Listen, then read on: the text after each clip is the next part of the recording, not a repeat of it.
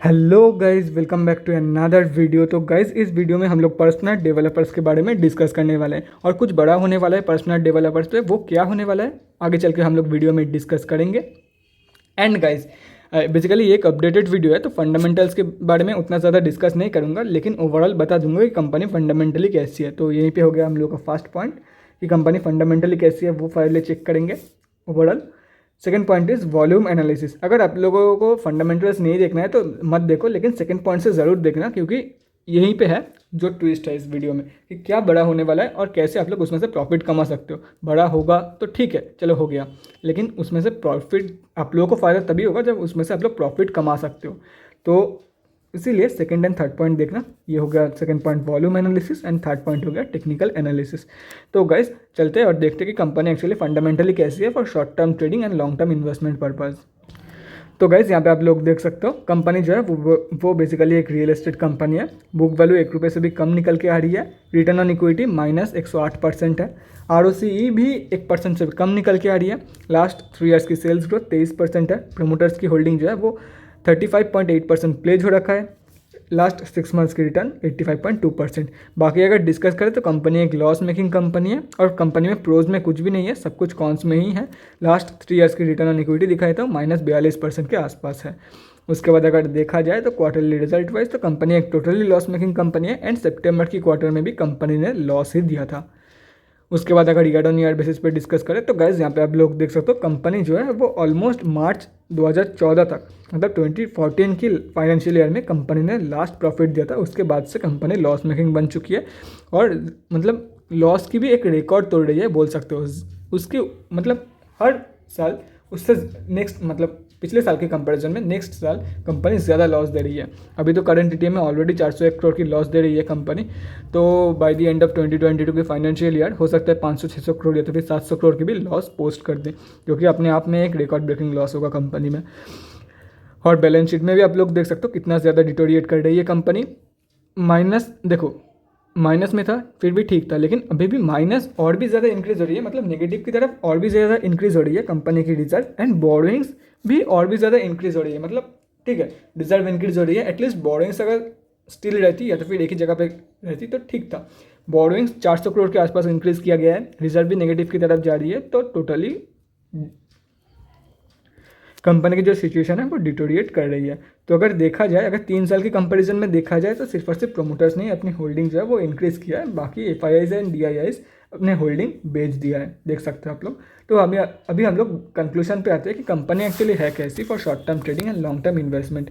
तो देखो guys, company पहले प्रॉफिटेबल थी, अभी लॉस मेकिंग बन चुकी है, ठीक है। तो मैं आप लोग को यही रिकमेंड करूंगा, अगर कंपनी के ऊपर भरोसा है then you can definitely go for it, मुझे कोई प्रॉब्लम नहीं है। अदरवाइज करेंट जो सिचुएशन है कंपनी में, करंट फंडामेंटल्स की जो सिचुएशन है कंपनी में, उसके according I will not suggest you या तो फिर रिकमेंड यू।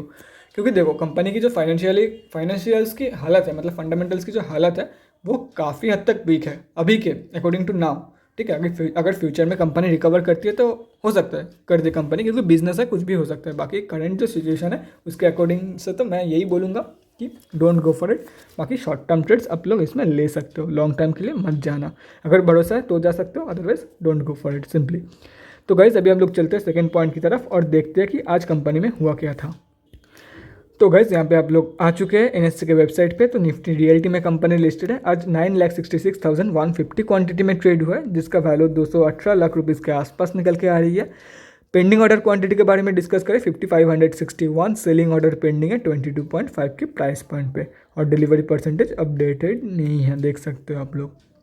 तो गाइज अभी हम लोग डिस्कस करते हैं जो मेन इंपॉर्टेंट पॉइंट है टेक्निकल एनालिसिस की, कहाँ पे आप लोग बाय करके चल सकते हो, और जो चीज़ सबसे बड़ा होने वाला है इस कंपनी में कैसे आप लोगों को फ़ायदा देके जा सकती है। तो गाइज यहाँ पे हम लोग आ चुके हैं NSE की डेली चार्ट पे। तो गाइज यहाँ पे आप लोगों को कोई पैटर्न बनता हुआ नज़र आ रहा है, कोई सा भी पैटर्न हो, कुछ नज़र आ रहा है? अगर आ रहा है तो बहुत ही बढ़िया गाइस, अगर नहीं आ रहा है तो गाइस वर्क ऑन योरसेल्फ, और भी सीखने में ध्यान दो, ना कि प्रॉफिट कमाने में।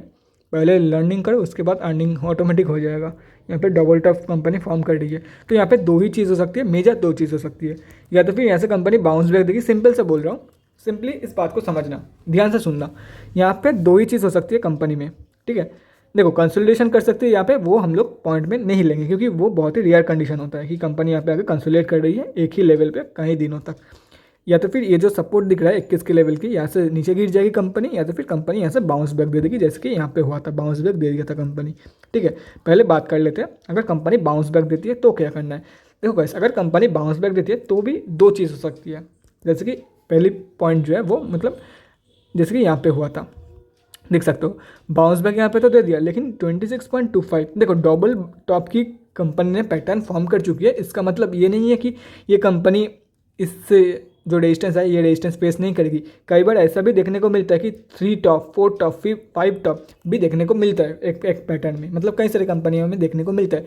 3 बार एक रेजिस्टेंस को टच किया है लेकिन नहीं जा पाया, 4 बार किया है, 5 बार किया है लेकिन कुछ नहीं हुआ है। तो देखो इधर कंपनी यहाँ से बाउंस बैक देने के बाद यहाँ से रेजिस्टेंस फेस करके फिर से नीचे गिर जाएगी, या तो फिर यहाँ से ऊपर चली जाएगी। तो जो लोग यहाँ पे बाउंस बैक के टाइम पे बाई कर रहा है उन लोगों को मैं यही रिकमेंड करूँगा, आप लोगों का जो मेजर टारगेट होगा, मेजर जो टारगेट है आप लोगों का वो 26.25 के आसपास की रहेगी, मतलब 52 अभी के जो 52 वीक हाई है उसके आसपास आप लोगों की फर्स्ट टारगेट रहेगी एंड मेजर टारगेट यही है। और अगर आप लोगों को लगे कि देखो यहाँ पे एकदम आके टारगेट सेट करके एग्जिट नहीं करना है आप लोगों को, अगर आप लोगों को लगे कि यहाँ पे प्रॉफिट बुकिंग चालू हो गई है तो एग्जिट करके निकल जाओ। और अगर आप लोगों को लगे कि कंपनी में बाइंग हो रही है और अभी और भी कंपनी ऊपर जा सकती है तो 30, 34 एंड 39 के टारगेट के लिए होल्ड करके चल सकते हो। और अगर आप लोगों को सेफ खेलना है कि मुझे तो एकदम ब्रेकआउट पे ही ट्रेड करनी है तो वेट करो जब तक ना ये कंपनी अपने लास्ट 52 वीक हाई है उसके ऊपर क्लोजिंग करती है। देखो गाइस, इसके ऊपर ट्रेड तो कर सकते हैं क्योंकि अगर आप लोग बहुत ही ध्यान से नोटिस करोगे तो ये वाला जो पीक है इसका हाई एंड ये वाला जो पीक है इसका हाई, ये वाला पीक का जो हाई है इसका हाई स्लाइटली ऊपर है कंपेयर टू दिस पीक। ठीक है, तो इसीलिए मैं बोल रहा हूँ इसका जो ये जो थर्ड पैटर्न होगा इसका जो पीक होगा इसका भी स्लाइटली हाई हो सकता है ये पीक से। ठीक है, इसलिए मैं बोल रहा हूँ इसके ऊपर 26.25 के ऊपर ट्रेडिंग हो रही है, इसका मतलब बाई कर लिया, ये बिल्कुल भी मत करना, आप लोग बहुत ही गंदा ट्रैप हो सकते हो। आप लोगों को जब भी 26.25 के ऊपर जब भी proper green candle with volume के साथ क्लोजिंग होगी, एटलीस्ट प्रॉपर ग्रीन कैंडल के साथ अगर क्लोजिंग करती है 26.25 के ऊपर तो ही आप लोगों को बाई करना है। अदरवाइज अगर ऐसे वीक रहती है तो बिल्कुल भी बाई मत करना। और वो जो कैंडल होगा 70% बॉडी ये 26.25 के ऊपर ही रहना चाहिए ग्रीन कैंडल की। ठीक है, तभी आप लोगों को बाई करना है, otherwise don't go for it simply. ये हो गया सेफ ट्रेड। अभी डिस्कस करते हैं अगर नीचे की तरफ स्लिप कर जाती है तो क्या करना है। देखो गाइस, अगर नीचे की तरफ स्लिप कर जाती है तो भी बहुत ही सिंपल सा एक रूल है, तभी भी तो देखो कहीं ना कहीं सपोर्ट से तो कंपनी किसी ना किसी सपोर्ट से तो कंपनी बाउंस बैक देगी। तो जिस सपोर्ट से कंपनी बाउंस बैक दे रही है उसके ऊपर के टारगेट के लिए बाई कर लो। अगर मान लो यहाँ से स्लिप करके 19 या तो फिर 15 हो गया, 11 का टारगेट, 11 का सपोर्ट हो गया, जहाँ से कंपनी बाउंस बैक देती है, मान लेते हैं कि 11.7 के सपोर्ट से कंपनी बाउंस बैक दे रही है तो बाउंस बैक कंफर्मेशन के बाद बाई कर लो फॉर द टारगेट्स ऑफ 16, 19.35, 21 का टारगेट एंड यहाँ पे हो गया 26 का टारगेट, ये हो गया। और अगर यहाँ से बाई कर रहे हो तो फर्स्ट टारगेट ये, सेकंड ये, थर्ड ये, फोर्थ ये, फिफ्थ ये, ये रहा फिफ्थ। ठीक है, तो अभी हम लोग कंक्लूजन पे आते हैं। तो देखो गाइस, सिंपल से एक बार फिर से रिपीट कर रहा हूँ, बाउंस बैक दे रही है, मेजर टारगेट है आप लोगों की 26.25। अगर यहाँ पे आप लोगों को ज़रा सा भी लगे कि प्रॉफिट बुकिंग चालू हो गई है तो वेट करना है, देखना है। अगर लगे सीरियसली प्रॉफिट बुकिंग चालू हो गई है तो एग्जिट करके निकल जाओ, फिर से यहाँ पे बाई करो, यहाँ पे जाके सेल कर दो। और अगर आप लोगों को लगे कि कंपनी में बाइंग हो रही है और ऊपर जा सकती है तो आप लोग ऊपर के टारगेट के लिए होल्ड कर लेना। ये सारी के सारे ऊपर की टारगेट्स है। ठीक है, और अगर एकदम सेफ ब्रेकआउट ट्रेडिंग करना है तो 26.25 के ऊपर क्लोजिंग के लिए वेट करो। जब भी कंपनी आप लोगों को लगे कि ब्रेकआउट कंफर्मेशन है या तो फिर company is all set for new 52 week high, या तो फिर 52 वीक हाई लास्ट जो 52 वीक हाई था कंपनी ने तोड़ दिया है, प्रॉपर क्लोजिंग हो चुकी है लास्ट 52 वीक हाई के ऊपर, तब आप लोग बाय करके चल सकते हो फॉर द टारगेट्स ऑफ, ये रहा 3 टारगेट आप लोग के लिए। और अगर कंपनी ऐसे स्लिप कर जाती है तो देखो कहाँ से कंपनी बाउंस बैक दे रही है। सो ये जो 15.9 की जो ये सपोर्ट है, अगर यहाँ से बाउंस बैक दे रही है कंपनी तो ऊपर के टारगेट के लिए बाय कर लो।